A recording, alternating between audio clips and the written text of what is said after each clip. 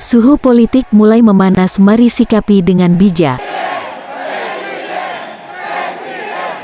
Narasi-narasi memecah belah dengan diksi intoleran, anti keberagaman, bahkan radikalisme kembali bermunculan dan ruang publik mulai dipenuhi dengan macam umpatan, hujatan dan narasi adu domba.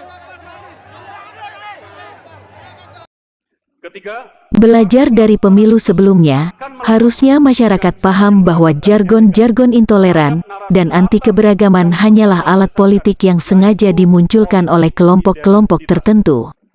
Dan dari pengalaman itu pula masyarakat harus sadar bahwa semua itu adalah alat politik. Ya, kami adalah politik identitas.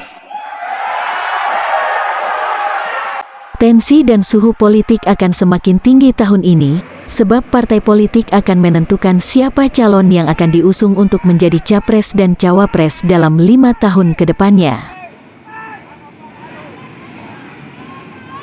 Untuk itu kita sebagai masyarakat apalagi elit politik harus sadar bahwa perlu memberikan edukasi politik yang masif kepada masyarakat dan para kontestan politik, agar tidak terprovokasi oleh kepentingan-kepentingan politik yang tidak bermanfaat.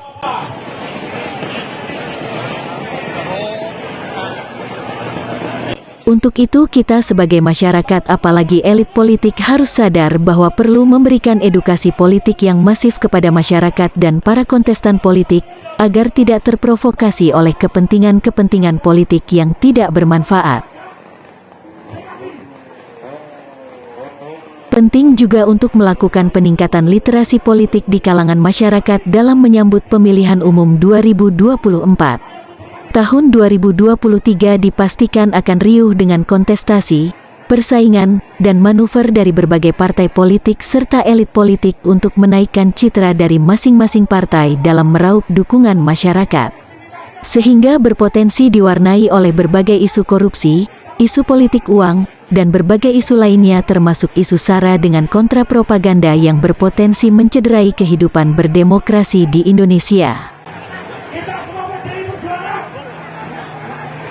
Karenanya, penting untuk melakukan peningkatan literasi politik bagi masyarakat untuk mengantisipasi berbagai isu yang akan mencuat di media sosial maupun media massa. Terlebih karakteristik nilai-nilai demokrasi yang bersifat dinamis dan berubah-ubah, sesuai dengan perkembangan zaman sehingga memang perlu untuk terus menyampaikan nilai-nilai demokrasi yang bermartabat dari generasi ke generasi.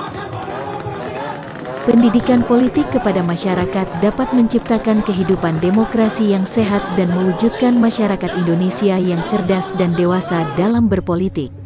Pemilih rasional yang cerdas dan kritis secara sederhana dapat digambarkan sebagai pemilih yang bukan saja memiliki pengetahuan dan kesadaran elektoral melainkan juga bebas dari berbagai bentuk intimidasi.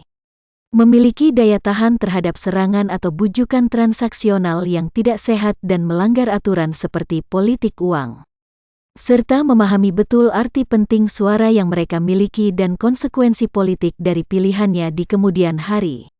Untuk meningkatkan kecerdasan dan daya kritis para pemilih pemula, berbagai pihak khususnya KPU dan Bawaslu sebagai penyelenggara pemilu, pemerintah maupun peserta pemilu, khususnya partai politik, perlu memperkuat upaya pendidikan pemilih terutama melalui kegiatan-kegiatan sosialisasi.